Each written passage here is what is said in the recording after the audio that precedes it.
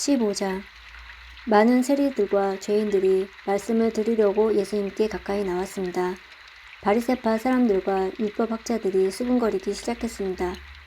이 사람이 죄인들을 받아들이고 함께 먹기까지 한다. 그러자 예수님께서 그들에게 이 비유를 말씀하셨습니다. 너희 중에 어느 사람이 양 100마리가 있는데 그 가운데 한 마리를 잃었다고 하자. 그러면 그는 99마리의 양을 들판에 남겨두고 잃은 양을 찾을 때까지 찾아다닐 것이 아니냐. 그리고 양을 찾으면 양을 어깨에 메고 기뻐할 것이다. 집으로 돌아오는 길에 친구들과 이웃을 불러 말할 것이다. 함께 기뻐하자. 잃었던 양을 찾았다. 내가 너희에게 말한다.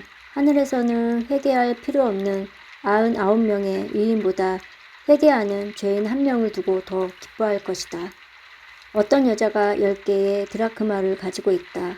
하나를 잃어버렸다고 하자. 그러면 등불을 켜고 온 집안을 쓸며 찾을 때까지 자세히 뒤지지 않겠느냐. 그러다 찾으면 친구들과 이웃들을 불러 말할 것이다. 나와 함께 기뻐하자. 잃었던 드라크마를 찾았다. 내가 너에게 말한다. 이처럼 회개하는 죄인 한 사람을 두고 하나님의 천사들이 크게 기뻐할 것이다. 예수님께서 말씀하셨습니다. 어떤 사람에게 2 아들이 있었다. 그런데 작은 아들이 아버지에게 말했다. 아버지, 제가 받은 몫의 재산을 주십시오. 그러자 아버지는 재산을 2 아들에게 나누어 주었다. 며칠 뒤에 작은 아들은 모든 재산을 모아서 먼 마을로 떠나버렸다. 거기서 그는 방탕한 생활을 하다가 재산을 다 날려버렸다.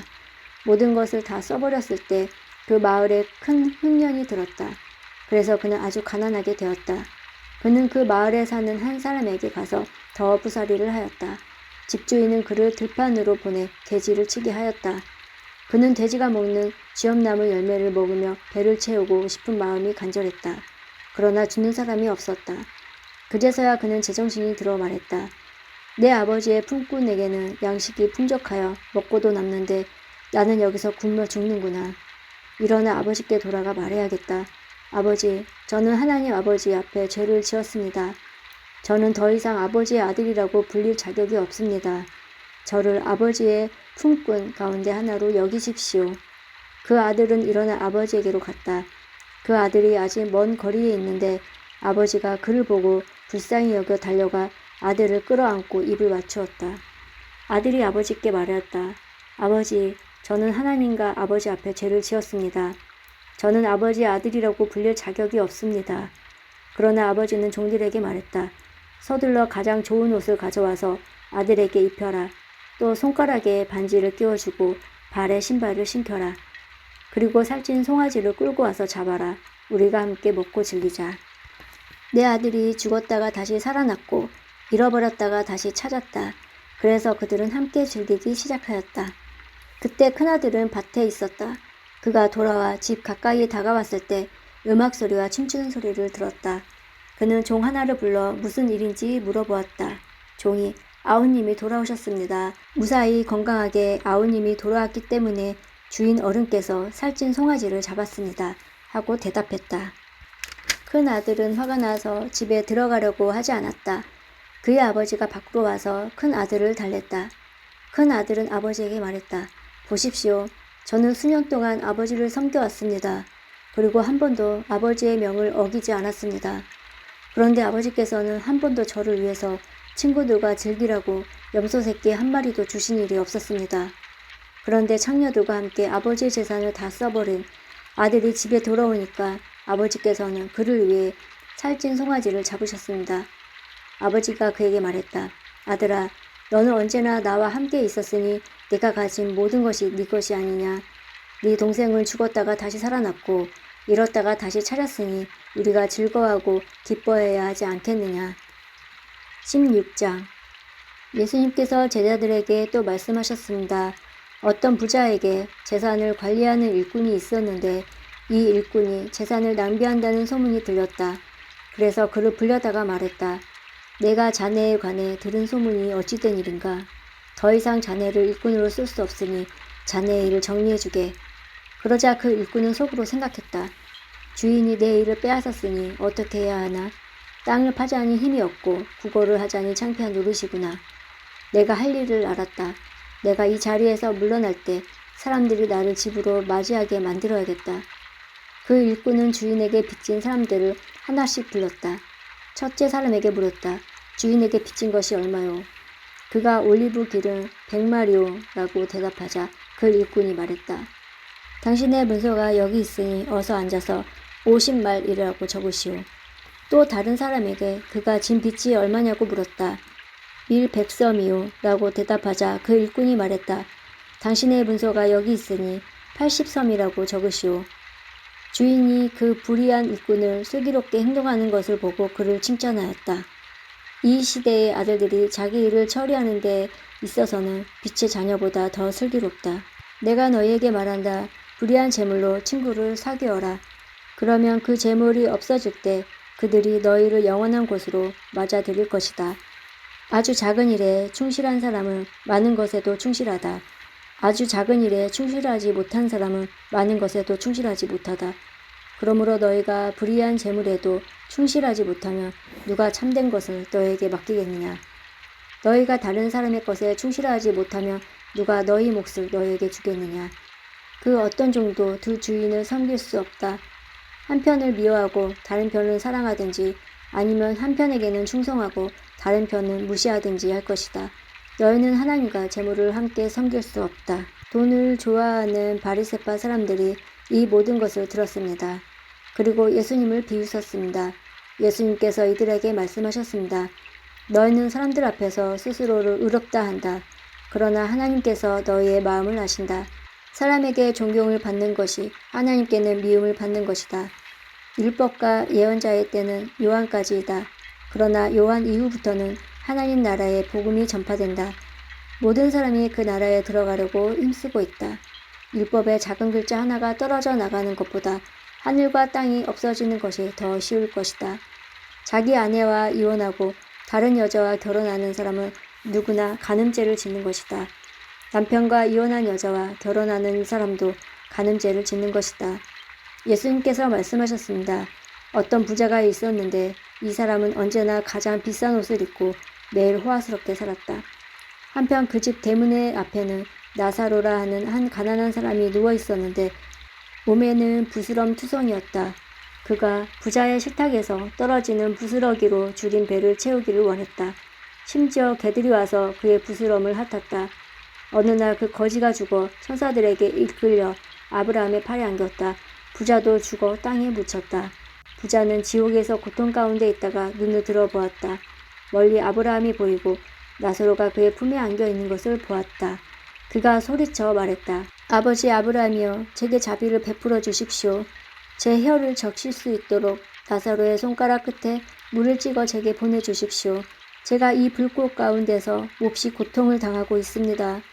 그러나 아브라함은 말했다. 얘야, 내가 살아있을 때 좋은 것을 마음껏 누렸고 나사로는 온갖 나쁜 것을 겪은 것을 기억하여라. 이제 나사로는 여기서 위로를 받고 너는 고통을 받는다. 이뿐 아니라 우리와 너희 사이에는 큰 구렁이 있어 어느 누구도 너희를 돕기 위해 건너갈 수 없고 아무도 그곳에서 우리에게 건너올 수 없다. 부자가 말했다. 그러면 제발 부탁입니다. 아버지, 나사로를 내 집안에 보내주십시오. 제게 형제가 5명이 있는데 나사로가 가서 증언하여서 그들이 이 고통받는 곳에 오지 않도록 해주십시오. 아브라함이 대답했다. 그들에게는 모세와 예언자들이 있다. 그들은 그 소리를 들어야 한다. 부자가 말했다.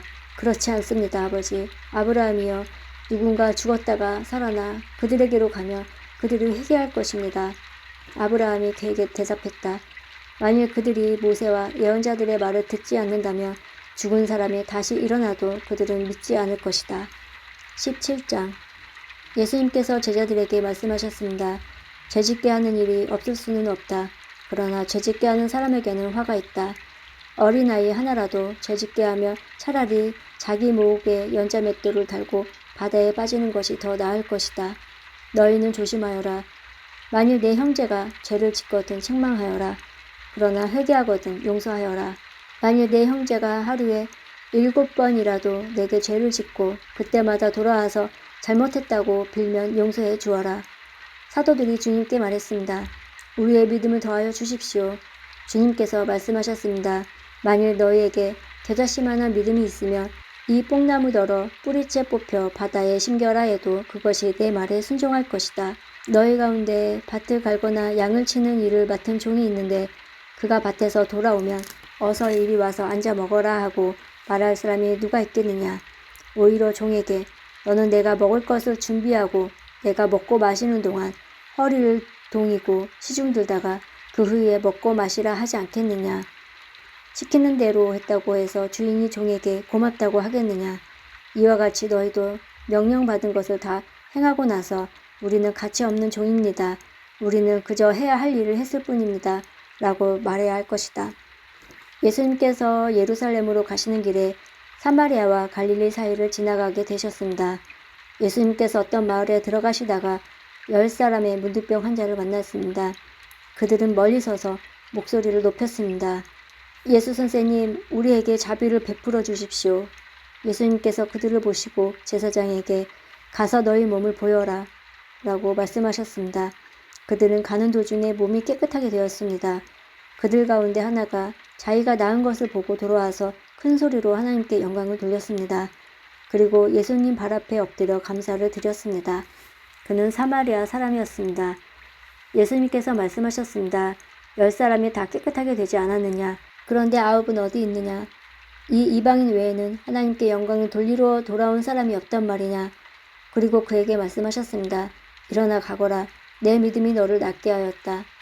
바리새파 사람들이 하나님 나라가 언제 오는지에 대해 물으니 예수님께서 대답하셨습니다. 하나님 나라는 볼 수 있는 모습으로 오는 것이 아니다. 또 보아라. 하나님 나라가 여기 있다, 저기 있다 라고 말할 수도 없다. 왜냐하면 하나님 나라가 너희 가운데 있기 때문이다. 예수님께서 제자들에게 말씀하셨습니다. 너희가 인자의 날을 단 하루만이라도 보고 싶어 해도 보지 못할 때가 올 것이다. 또 사람들을 보아라. 여기 있다 저기 있다 하여도 너희는 그들을 따라 나서거나 찾지 마라. 마치 번개가 하늘 이편에서 번쩍하여 하늘 저편까지 비치듯이 인자도 자기의 날에 그와 같을 것이다. 그러나 인자가 먼저 많은 고난을 당하고 이 세대 사람들에게 배척을 받아야 한다. 마치 노아의 시대처럼 인자의 날도 그와 같을 것이다. 노아가 배에 들어가는 날까지 사람들은 먹고 마시며 장가가고 시집을 갔다. 그러다 홍수가 나서 그들은 모두 멸망시켰다. 롯의 시대에도 이와 같은 일이 있었다. 사람들이 먹고 마시며 사고 팔고 심고 집을 지었다. 그러나 롯이 소돔을 떠나던 날 하늘에서 불과 유황이 비오듯이 쏟아져 모두 멸망당하고 말았다. 인자가 나타나는 날에도 바로 그와 같을 것이다. 그날에 지붕 위에 있는 사람은 집 안에 있는 물건을 가지러 내려가지 마라. 들에 있는 사람도 돌아가지 마라. 롯의 아내를 기억하여라. 누구든지 자기 생명을 지키려고 하는 사람은 잃을 것이다. 그러나 자기 생명을 버리는 사람은 얻을 것이다. 내가 너희에게 말한다. 그날에 두 사람이 한 자리에 누워 있을 것이나 하나는 데려가고 하나는 남겨둘 것이다. 두 여자가 같은 곳에서 함께 맷돌을 갈고 있을 것이나 하나는 데려가고 하나는 남겨지게 될 것이다. 그때 제자들이 대답했습니다. 주님, 어디에서 그런 일이 일어나겠습니까? 예수님께서 제자들에게 시체가 있는 곳에는 독수리들이 모인다라고 말씀하셨습니다.